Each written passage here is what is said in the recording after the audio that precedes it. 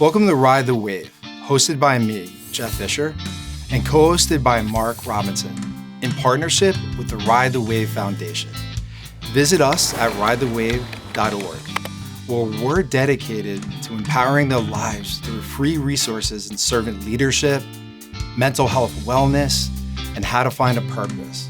At Ride the Wave, we believe in the power of every story, talent, and voice. Our commitment is clear: to bridge divides, unite communities, and build an all-inclusive, modern campus for those experiencing homelessness. So let's dive in and ride the wave of positive change together. Hey everybody, hope all is well. Thank you so much for tuning in and riding the wave. To my right is the man, Mark Robinson. Jeff. Mark. Hello, everyone. Hello, everyone. What's happening? It's cooling, man, Good. Today's guest is Bob Rains, and I met Bob at men's group at Liquid Church. He's a great guy. He's a life coach. He's a human potential coach. He's a certified dream manager, and that's what caught my eye. When he said that, I needed to know more. So we talked about it, and I thought it was great. Glad he's here. He's also a family man. He has 2 kids and 3 grandkids, one recently. So, Bob, thank you. Thank you. Absolutely. Listen, thanks for inviting me in. Glad to have you. Glad to have you. Glad to have you. So, dream certification. Who we got? Yeah. Well, I'll get into kind of what got me there. And, of course, I was in retail management for 27 years. And through that time, in about 12 stores, and in all the stores, different levels of engagement, you see in every one. And I had the distinct advantage early on in my career of being in a store that had very high level of engagement. And it was amazing. I mean, it really is what got me really to realize that retail management was my career, Yeah. So, and it was so impactful to me that I tried to bring that with me everywhere I went, that focus on engagement, on culture, on atmosphere, and always trying to create that atmosphere in a store that, allowed people to feel good about coming to work. That's the idea, right? Yeah. So, we'll get into a little bit about engagement a little bit later, but I want to get into my true aha moment that I want to share with you, which I think is really powerful. And that is, this is several years into my career, but being a co-manager. Just watch the table a little bit. Back in. Okay. Several years into my career as a co-manager in a store, and we were really struggling big time. Retention was terrible. People you'd hire people, they'd work for a week or 2 or a month and just quit, or you'd be firing them for attendance, one or the other. And, and I'm like the engagement guy, and I can't figure out what to do about this. But I realized, there are some people, new people, worked there a month or 2, and they were doing well. And so what is it about them? Like, why are they doing so well, and yet so many others just can't seem to make it? Right. So I start talking to them, right? And the common thread that I found in all of them is that they all had some goal, some dream, some vision for their future, and they saw Walmart as a way to help them get there. Mm-hmm. For some it was, giving them the financial ability to pay for school, so they can get a degree or whatever. But it didn't really matter what the reason was, as long as in some way, they connected. Walmart was connected to that, to their dream, to their life. Right. And this was like a epiphany to me. This was like truly my aha moment. I'm like, that's it. Yeah. We're just hiring the wrong people. We need to hire people that actually have a dream for their life. That's what we need to do. Made so much sense. I'm all excited, go to my personnel, book me with interviews all day the next day, So here I am, getting ready to do these interviews. I'm all, excited. And so, I have to ask my set of required questions in the interview. And then I ask the question, if everything broke right, what would you see yourself doing 3 years from now, 5 years from now? What would you do with your life? Mm-hmm. And really almost to my surprise, everybody had some dream for their future, most everybody.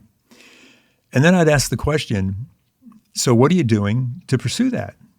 And that's when you'd see them just kind of sink and, you'd see the energy just kind of drain from their face. And they'd start giving you all the obstacles, all the reasons why it just wasn't happening, or they had to put their dream on hold or whatever. And I'm thinking to myself, this isn't who I want to hire. I'm trying to find people that are actually working on a dream, not just people that have a dream. Absolutely. But what I realized is it's not many. Most people weren't really taking any action on this dream that they had. So I realized I had to change it up. So what I did was, I said to them, look, I'm willing, if it was someone I thought had potential, I'd say, I'm willing to hire you on one condition. While you're here, I want you working on that dream. I love that. I'm telling you, it was amazing what that did for me. And the word dream, there's something about it. It would be one thing if you said goals. There's I think words matter. Yeah. So when you're saying, what's your dream? We'll work on that. That's the catch. You have to come. I think that's a really good strategy. And I also understand the importance owning a business of the culture and really fostering that. Absolutely. I mean, it's so powerful. It's so powerful. So anyway, this is what I was doing, bringing people in. And I didn't even know at the time how far reaching this would be and what it would really do for me. But, there's a couple reasons why I think this works so well. And one is, on day one, when that person that I brought in this way went to orientation class, I already had a relationship with them. Mm-hmm. I already knew an intimate detail about what was in here, about something that was meaningful to them that they wanted for their life. Mm. And let me tell you, that is precious. It really is.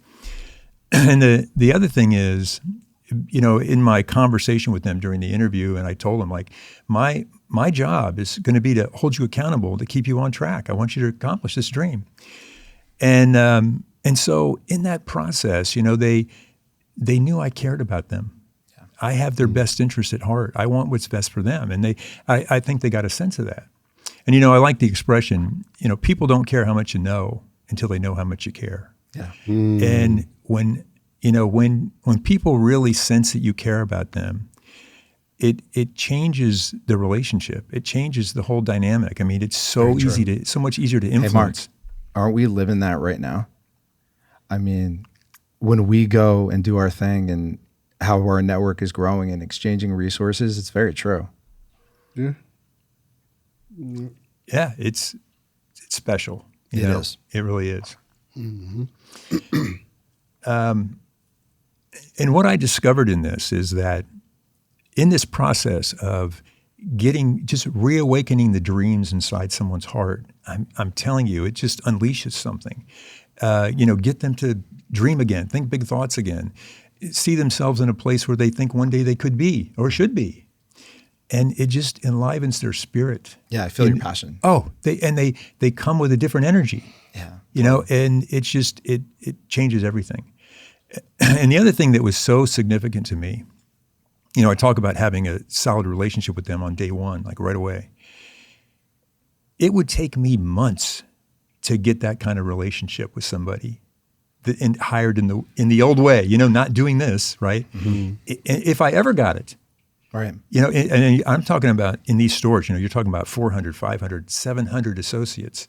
It's a lot of people. Mm-hmm. And to get a solid working relationship, a good trust level, that's, very important, but not easy to do. Especially in retail. Oh my gosh. Yeah, absolutely. Mm. I mean, look, it's hard enough just to learn everybody's name. Yeah. A lot of churn, a lot of. Yeah. Yes. Yeah, absolutely. Absolutely.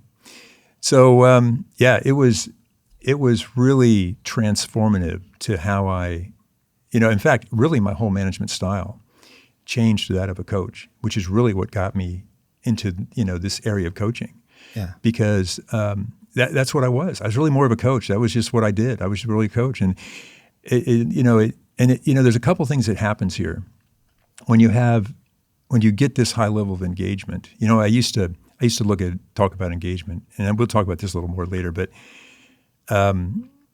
what's the value of an engaged associate? And, I used to think, well, like twice as valuable because, if I had an engaged associate packing out in grocery, they do 40 cases an hour. And my non-engaged associate do about half of that. So, it's like. Right. So it's being proven a bit. Oh, yeah. You see it. You know it. You can tell. Unless I'm standing right there, maybe they'll do a little more. But, it's like, but really they're not, it's not just twice as valuable. It's like 5 times as valuable. And the reason why is because it doesn't require hovering supervision. Like you can delegate and they get it done. You don't have to constantly follow up. And I'll tell you, when I was in stores where the engagement was really low, that was your whole day. It's just following up. Because if you didn't, at the end of the day, you come out and nothing happened. Not a lot. A lot of structures and starts are trust at the bottom of the pyramid. So I would think that would be a great start to build trust between your employees and you, to be able to be in that position to implement what you're talking about. Listen, there's nothing like that. Trust is the key. In fact, I teach on, how do you become influential, and, I use a pyramid, the foundational level. You may have seen this before, foundational level. I have, yeah. I presented to my team before. Yeah, it's powerful. Yes. But the foundational level is example. The quality, this is where, your character comes through your conduct. The quality of your example is everything in developing trust with people. And that allows you to get to the second level, which is the, trust in the relationship. They see your example, and, they'll model you. They'll allow you to mentor them. And then, then the second level becomes all important. That allows you to get to the top level, which is influence. And see, it's so easy to influence because they see your example and they feel the relationship and they'll listen to you. It's just it's a powerful way to look at it, Yeah. So anyway, I totally agree. Like Right. trust is a major key. It's key. And that's why, you're talking about example, why it's so important, and when I address management teams on this subject, the quality of your example is everything. It's what's going to get people to really follow you and want to work for you. Which brings up another thing in why this process also works so well is, not to build myself up, but You could be confident. yeah, I know, but It's okay. I want to It's say this not in the right way, ego. because sometimes you think, well, it's not really about me, but Just watch the. yeah, when you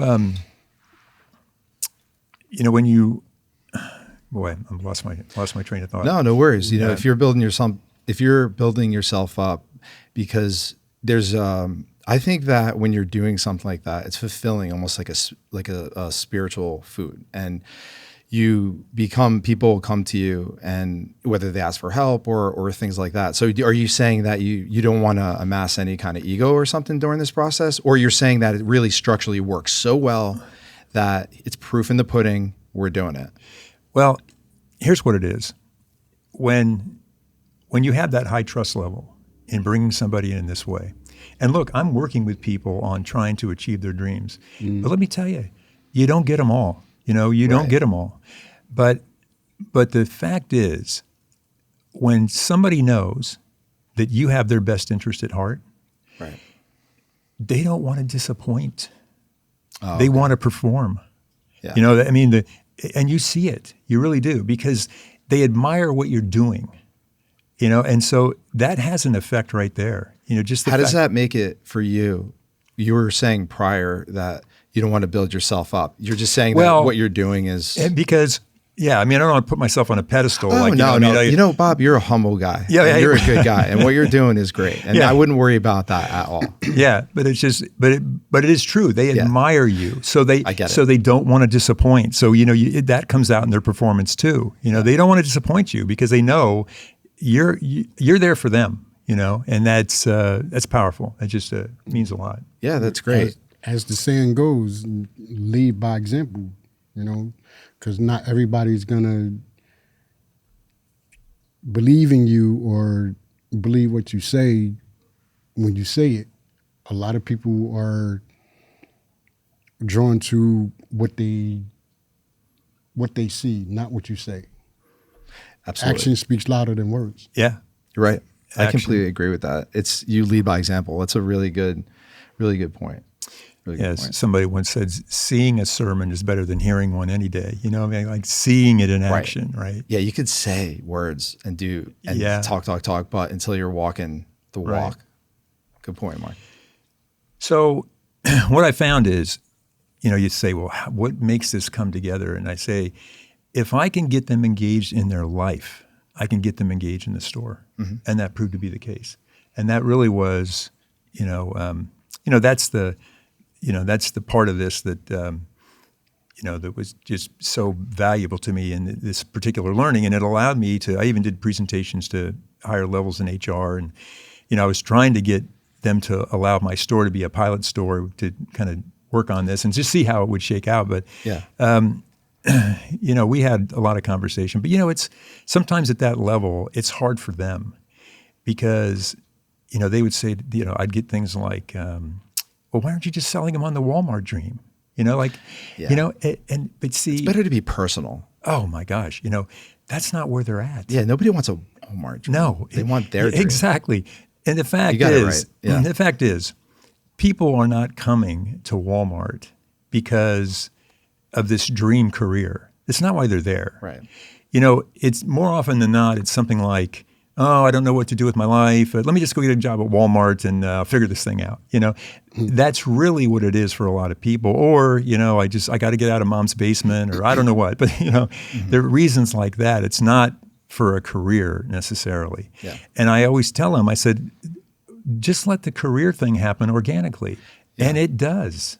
Yeah. Plenty of times it does. When you were doing that, were you able to utilize some company resources to put towards their goal? So for example, somebody wants to lose weight.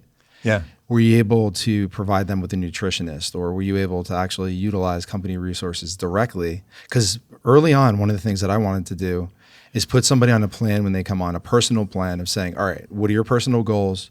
What would you need to get there? Here's the cost. Instead of doing a cookie cutter type of, everybody gets Spotify, everybody gets like these incentives. Yeah. Having it more individualized, something like that. Oh, listen, it's really the direction I wanted to go. What I really wanted to do is to take one of the assistant manager positions in the store and make them a coach in the store. That's a good idea. And incidentally, since I left, What do you think about that, Mark? That's That's now really been good. done, actually been done in the stores. They do have coaches in the store. But the only thing is, they're not utilizing it the way I'd like them to utilize it. But, anyway, but they did put that in place. But I think that would be, that's what you're talking about is exactly what's needed, because that's what makes people feel like, they really are looking out for me. Yeah. I'm not just an employee. They care about me as a person. And look, there's a lot of studies on this. There's a recent one I saw of people that are actively pursuing other work. It was 47% of them said it's because of the culture of where they are. I'm not surprised. No, me neither. It doesn't surprise me at all. I mean, it is almost always about culture. Wave was developed while I was in the process of finding the culture for NCK equipment, which is a process equipment I found. So I get that. It's very important for a company to establish a backbone on that. Yeah, yeah. No, it's it's great. It's a big deal. Implementation, Bob, as far as holding people accountable, things like that. I'm curious on that because sometimes I struggle.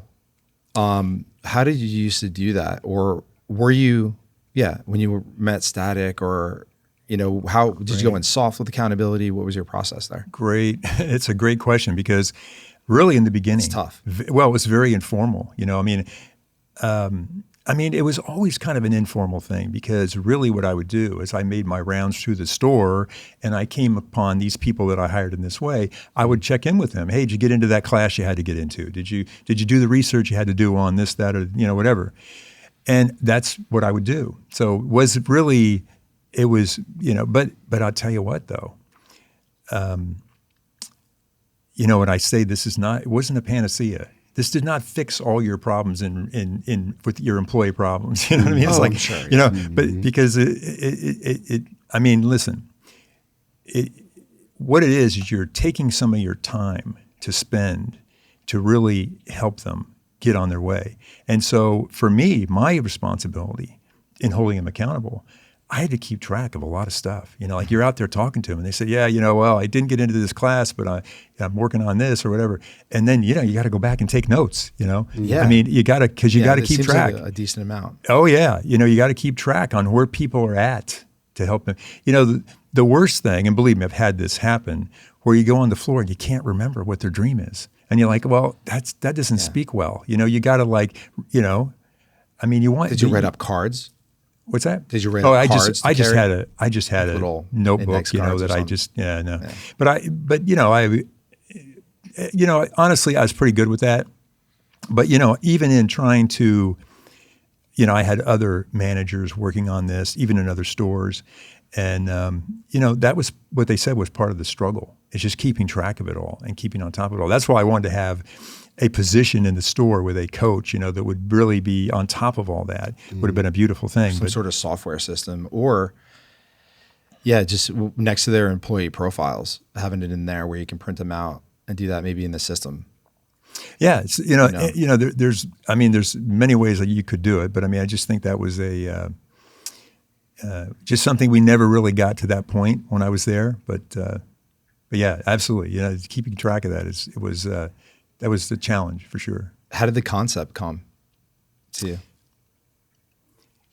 Well, honestly, it was really just me trying to figure out, you know, what was going on in my store. And honestly, you just having the visit with talking to associates that were thriving, you know, and what was it about them? That really was the impetus behind the whole thing. Just wasn't a light bulb, bing. No, this was like, you know, really out of desperation. I mean, honestly, I'm like, it's like, we got to figure this thing out because we are sinking fast.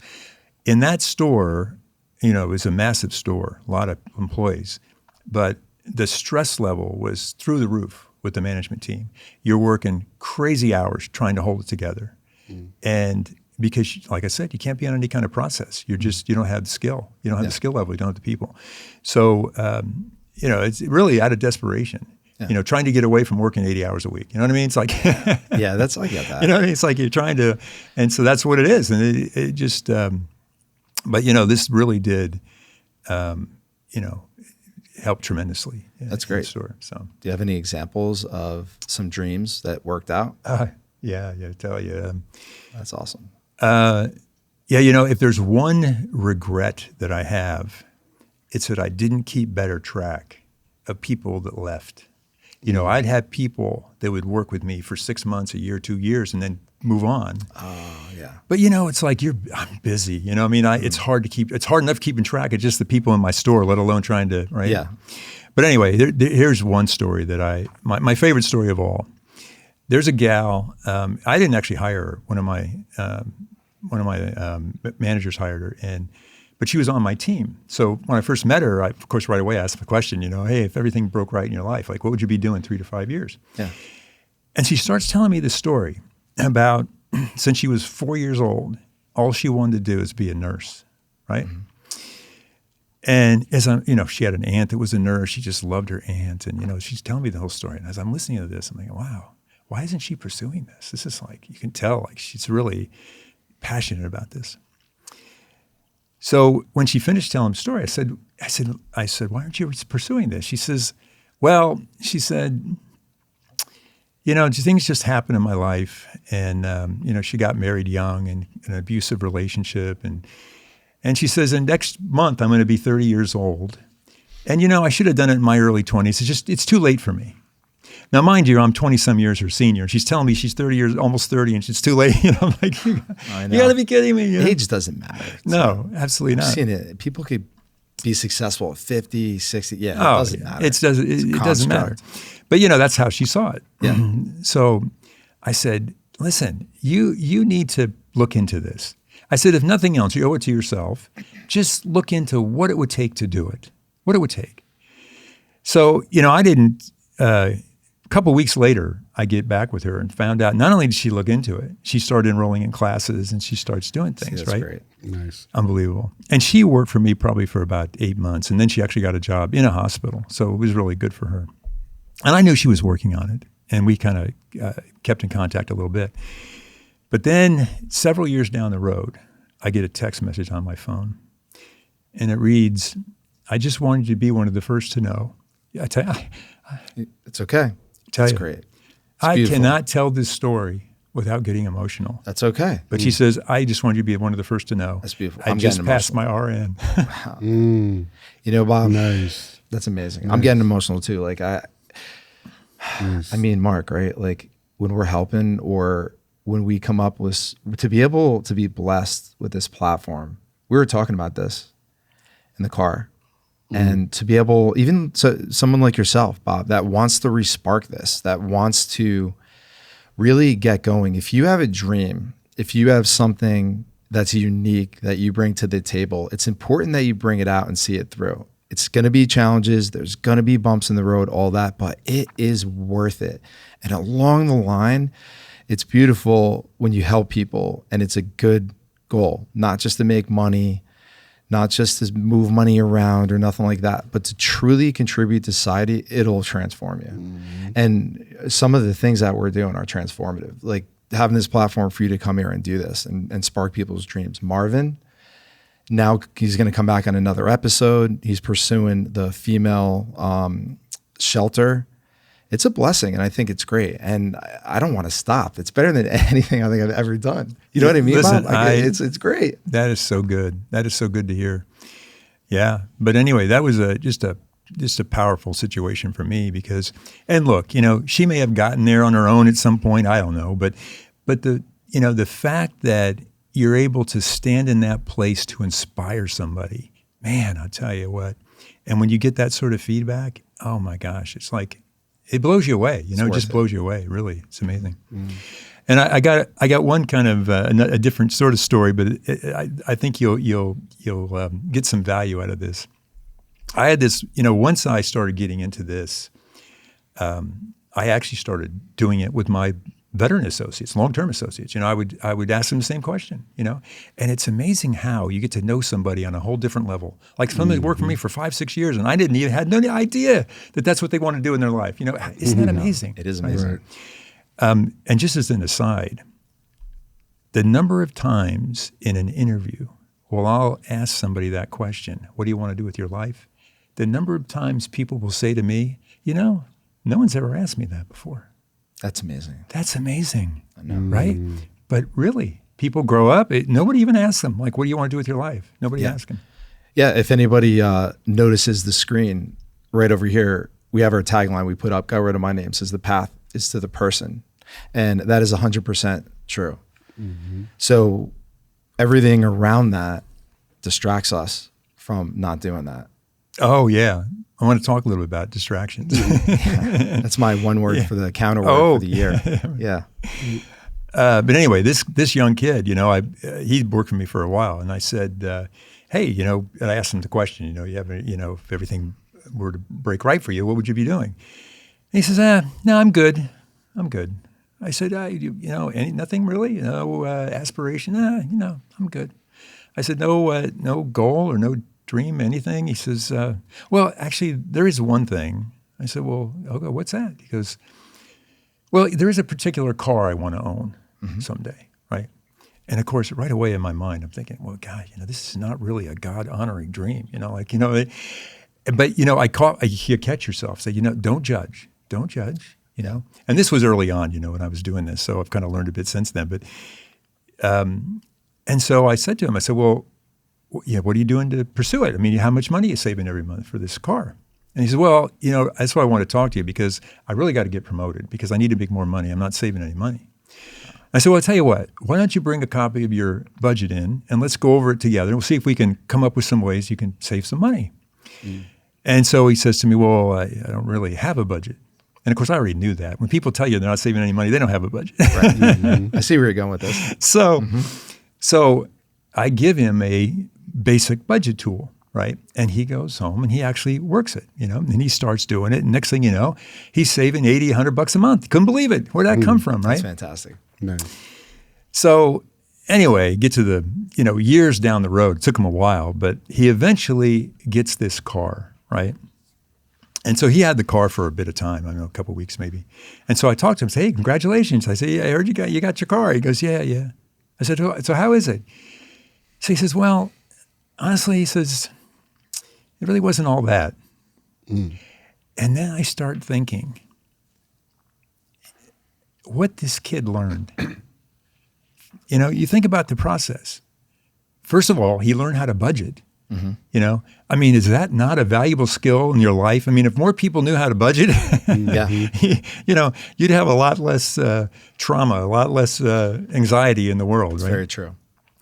And then he also learned, that that hole in your heart, you can't fill it with things. You can't. You're right. And so I just think, sometimes, as I say, meet people where they're at, and that's good advice. just encourage them. It doesn't. You got to start somewhere, right? So whatever's in your heart, you feel, you go, follow it. Go.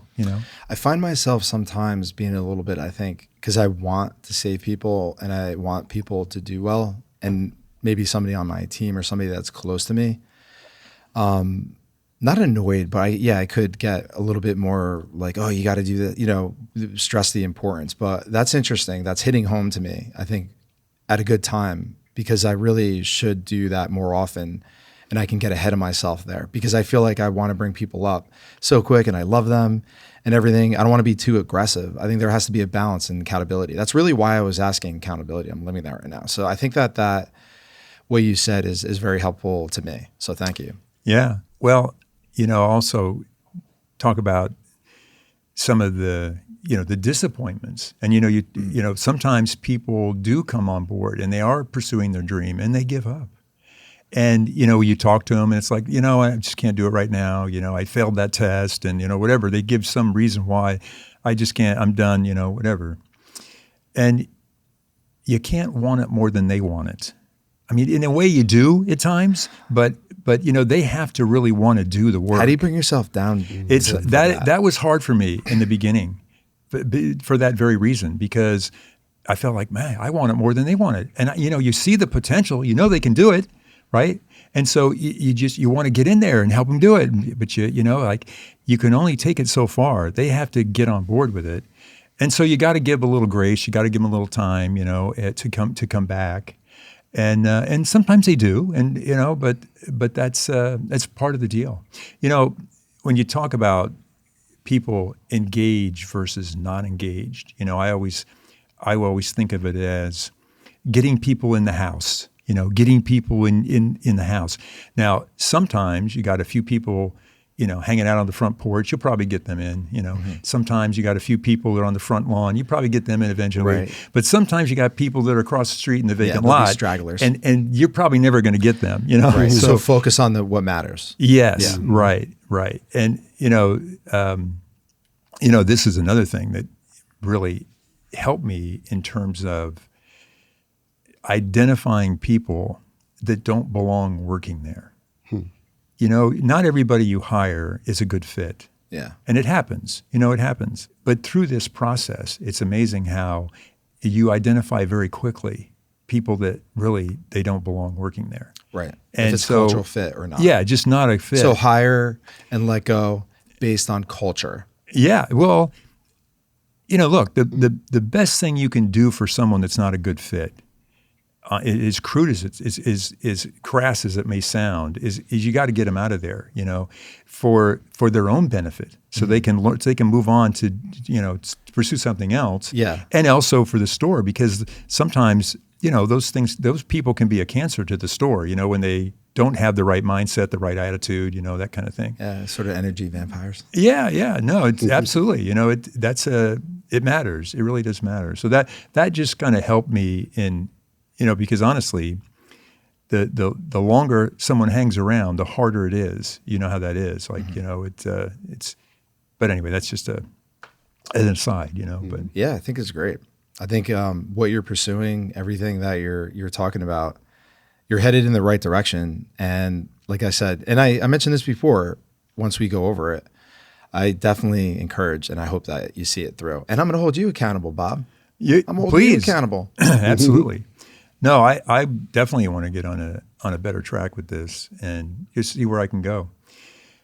I'd ask people frequently about if they have a vision in their mind of the person they want to become, right? And most people say, oh, yeah, I have this, yeah, I do. And so, and I'd tell them, like, that's your hero. Your hero is not anyone outside yourself. The hero is that person you're trying to become. That's your hero. Mm-hmm. That's what you need to strive for. Mm-hmm. And I'd ask them the question. I'd say, look, is this person you envision, are they healthier than you are today? And of course they, oh yeah, definitely exercising, whatever. I'd say, are they wiser than you are today? Are they more confident than you are today? Are they, whatever you say, oh, and people are, oh yeah, for sure, And, it's like that's where you want them to live into that, like really embrace that. You got to, that's, I think anytime, this person you envision, it always requires leveling up, right? Right. You got to level up, yes, to achieve that. Yeah. And if you were to, at the end of your life, walk up and meet that person, who are you? Do you match up to your best self in the end? Also, too, I mean, that's something to think about as well. So if the whole point of it is to get to that vision and you fall behind and meet yourself in that space, yourself is going to say, oh, not this time. Yeah. But yeah, that's great. Great, Bob. Right? What do you think, Mark, about just his structure and vision, what Bob is doing? I think it's great, actually. It's pretty noble, and I appreciate everything that you're doing, and want to see you go further and achieve your dream and your goals and aberrations and everything. Yeah, thank you. And if you were like getting a job too, right? Just the jobs I think that I had, especially when I was young in retail, nobody's ever come up to me and said that like that. You know what I mean? So if like somebody came up to you and said that, like he said, it would make you feel good, or me anyway. Yeah. Yeah. Which I think is great. You won't know unless you talk to the person. You won't know unless you talk to somebody and, Yeah, absolutely. And, just people like Tatum, who's really great, like kind of genius at spoken word. And he would be somebody that I would really never know that, or maybe not talk to at some time. So that's what's really eye-opening with all this, meeting Mark. And he's such a talented artist and such a good guy. And we're so opposite, an unlikely friendship. And, that's what was the start of this, really, was him and I. And as we were walking down Morristown, we kind of knew where this was going. We just didn't know how or when. But yeah, I appreciate that. It aligns what we got going on. And I'm definitely going to take some of this into my business, what you're doing. I want to hear Excellent. more. Yeah. No, write I think down that's some great. notes. Yeah, I should have brought my notebook today. I left it at home. One of the challenges some of the challenges that I have I kind of relate this all to Walmart. I hope it can relate to other businesses as well. But one of the challenges you have is how to make this a growth opportunity for people, because I would tell them that their mindset has to be coming in here. This is not a casual place to come to work. Like we say, casualness leads to casualties. You take it too casual and it's not going to go very well. But to make it a growth experience, and I tell them there's things I want you to learn. And one of the things that is around habit patterns and creating good habits. So one of my strategies that I used is I had what was called the referability habits. And this is a list of 4 things from executive coach Dan Sullivan. Okay. And I kind of changed them up, made them my own. But I probably should give him credit. Do you mind if I write them down? What's that? Oh yeah, Yeah, absolutely. Go right ahead. Yeah. This is a lesson for all of us. So anyway, and the referability habits are just what you think. If you do these well, it makes you very referable to other people, Yeah. right? And we all know, like, a lot of good things happen in people's lives when someone refers you to somebody else. Okay. So the first habit is show up on time. And, just being where you're supposed to be, when you're supposed to be there, is just a great habit to internalize. I mean, it's so important.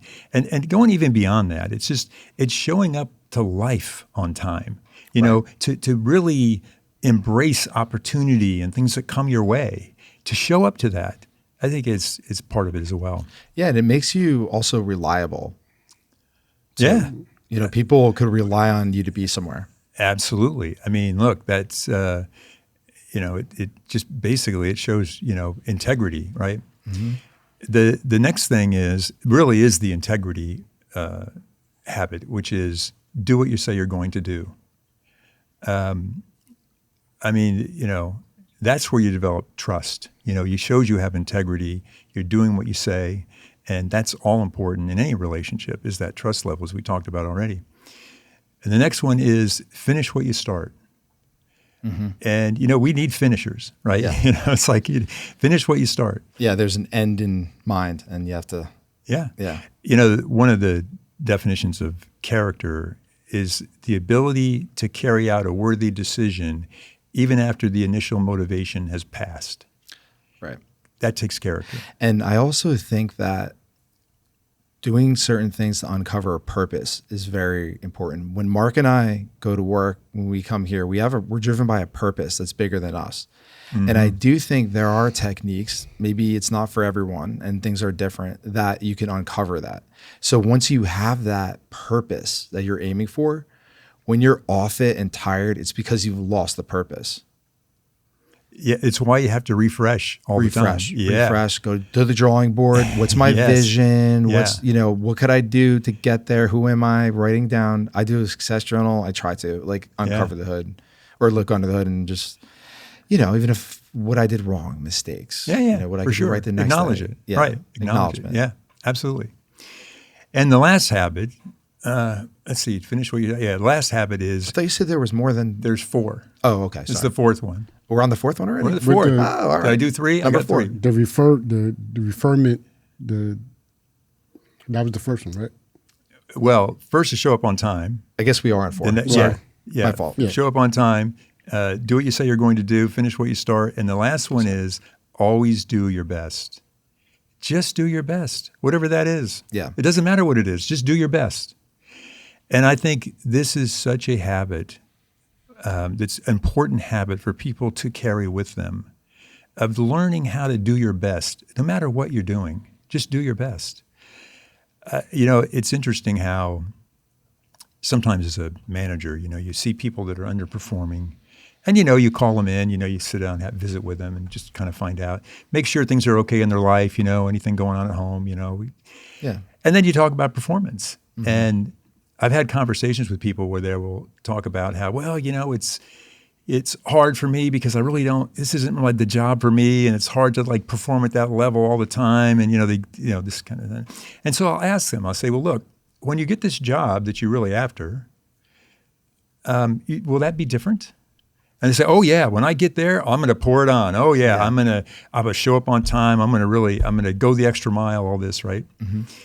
And I tell them, it doesn't work like that. Your habits that you develop, you carry them with you. Right.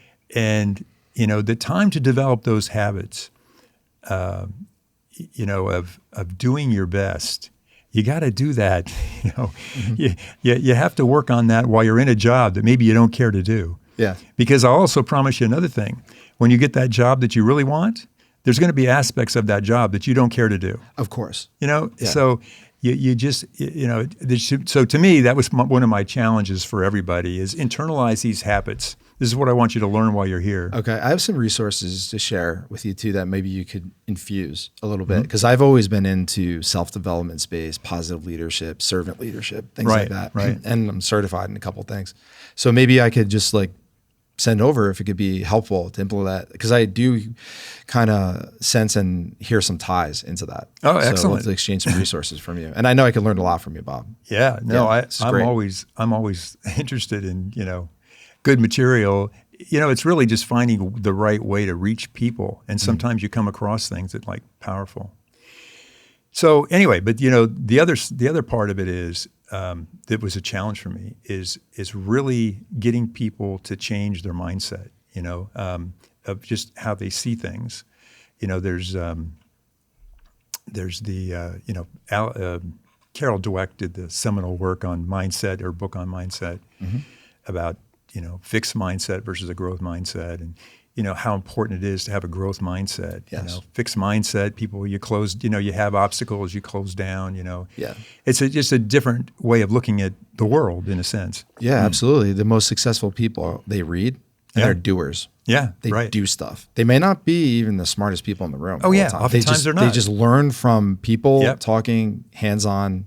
Yep. And then, everybody learns differently. Yeah. So how those notes coming along, Mark? You got, right? Isn't this a plethora of knowledge? Don't you love this? Yeah. Yeah. We're going to have to bring a bunch of this into Wave and collaborate more with Bob. Yeah. Definitely. Yeah, it'd be great. Definitely. So anyway, but the ability for people to change, changing their old habits, things that don't serve them. There's a story about a heart surgeon, and most of his patients, very unhealthy people, right? Overweight, diabetes, all this stuff, right? And so early in his career, he used to, in a very compassionate way, would tell them, look, you really have to work on your diet and exercise. And then people, oh yeah, doc, I'm going to do that. And, Yeah. and of course, he'd see them a month or two later, and they're worse than before. So Yeah. so anyway, he changed his approach, and he starts giving them this really tough message. He would say, look, if you don't change your lifestyle, you're going to die. That's what he would tell them. And then he started taking, statistics to see like how many would change. And the ratio was 1 out of 7. Wow. 1 out of 7. So it wrote it home. It hit home. Yeah, 1 out of 7. Now, and the reason I bring this up is here you have a life-threatening situation, and only 1 out of 7 actually change.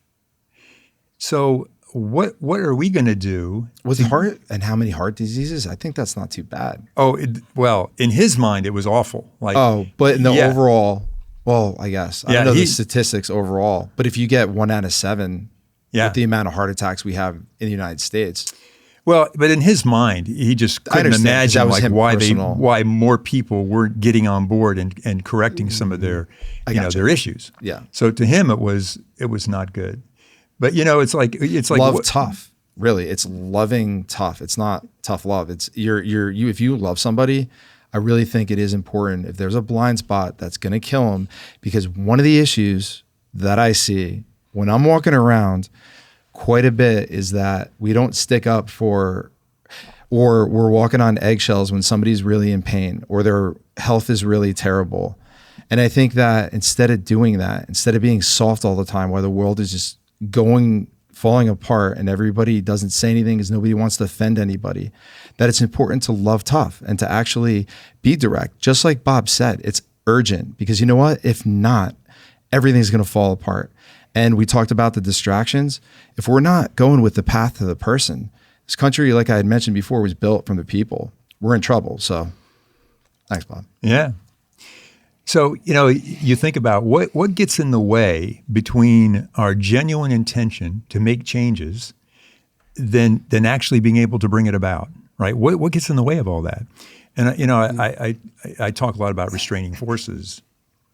It's all those habit patterns that we've, that are like memorized habit patterns that we have that we just always, we just don't get rid of them. And sometimes you got to get rid of the mess before you can go forward. And I like the analogy, if you're in your car and you got 1 foot on the gas, 1 foot on the brake, and you're pressing on both, what's the best way to get ahead? of course, is release the brake, right, to power forward, right? Release the restraining force, release what's holding you back. And so, I'm always working with people to try to get rid of the clutter, get rid of the stuff that's getting in the way, whatever those habits are that you had. If you get rid of that, it allows you to power forward so much faster. Absolutely. I couldn't help but think of an old Firebird that I had that I used to power drop and burn out the tires with both the brake and the pedals. But yeah, no, you're right. I completely agree with that. Yeah. Absolutely. Whatever that is, sometimes it's, could be addictions, could be just procrastination, could be clutter, could it be whatever it is that's keeping you from getting to where you want to go. You really have to pay attention to that. And I think like gratitude walks, reading positive things, whether it's quotes or feeding yourself and feeding your mind with things that are positive is really important. Just like junk food. If you're trying to lose weight and you eat clean, what you receive and what you take in is extremely important. And whether it's 15 minutes, a half hour a day, however long, filtering that and being intentional is really key. Because if you're sitting around, you're going on TikTok and you're just receiving news, you're getting programmed like, man, you got to be proactive. You have to. Absolutely. You have to look at, for all the choices you make in your life, you have to look at, is this bringing me closer to where I want to go, or is it taking me further away? You really have to look at that because, I remember having a conversation with one young guy, and he was almost proud of the fact that he was binge watching these shows consistently, right? And, this kid, he'd be up until 2 a.m. and get up at 6 o'clock to go to work, Sleep is so important. It's like, don't you think that might be getting in the way of you making progress on your dream? It's like, but sometimes we do these things and they're mindless. We don't even think about it. We just do them. Autopilot. But you got to realize, like, what am I really doing here? Right. So there's a lot of that. It's almost like you're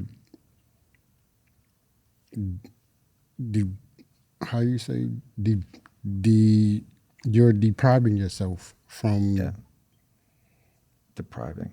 Yeah, I don't know if I'm saying it right. Yeah, you're right. It makes sense. Yeah, you're depriving yourself from your future self that you're trying to live into. Basically. Yeah, absolutely. Yeah. Right. Your dreams and goals that you want to go after.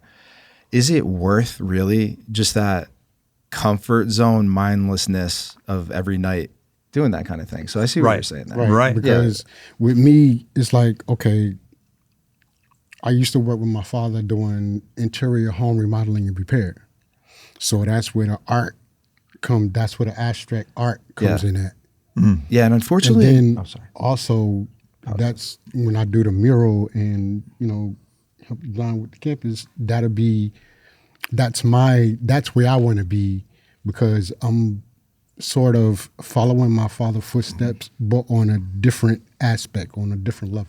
Yeah, and I guess not everybody has that too. Like you had direction, which is really great. And, your father was there. And then I think that some people don't really have that direction and that's why, Bob, people like you could come to the table or we could help with mentorship and things like that too. So I think that's valid. Yeah, like that. And it's good that you were directed that way. I know you're passionate about that kind of stuff. So yeah. I mean, he was there, but he wasn't there. But that's another story. Mark designed when I met Mark, we became fast friends, and he ended up doing like a classic sketch design for apartment when Chris and I moved in. So he came, took a look at it without the furniture, and it was the different rooms and everything. Nice. Yeah, and when we're done, we're gonna have him do a drawing of the final. And then we move out. We'll always have a picture of our first apartment. Oh, nice. Yeah, very we'll nice. Sign it too. Excellent. Anything final, Bob, I just want to say, and, and I keep saying it, but I think that what you're doing is really, really great. And it needs to be out there more. Do you have any contact information where people could get in contact with you if they have any questions or, if they want to bring you in a school, a business or anything like that? Do you have anything like that you'd like to share? Well, I mean, there's my email address. I don't really, it's something that I have to develop. I need to develop. Okay. I want to develop. I could also give our contact info and then send it to you if you'd like. Pass it through. Yeah. But I mean, I need to, I have this idea of having some sort of platform to where people one of the things I've done in coaching, which is really valuable to me, I don't know if you've heard of the VIA Institute of Character. VIA is Values in Action. But there's a place where people can go to take a survey. It doesn't take too long. I mean, it's probably maybe 30, 45 minutes. But it's a survey on your character strengths and a survey on your dominant values that are most dear to you. And this really helps people understand of like where your strengths are, because I think anything you're going to pursue in terms of career, you kind of have to hold that up. Does this career draw out the best of me, which is what reflected here? Yeah. And it's just a very helpful tool. So, but to have some sort of website, a platform people can go on to take it, and then when they take the test, I get a copy of it as well, and then we can collaborate. So yeah, that's great. It's it's one of the things that I like doing at the start of a coaching relationship. Everybody, let me just say that schools, businesses, look out. Bob is coming. He's a dream manager, and I think that's an amazing title. Correct me if I'm wrong. This was a pretty insightful, great episode, and I'm going to definitely take some of it. I'm going to implement it. Bob, really, really appreciate you coming in.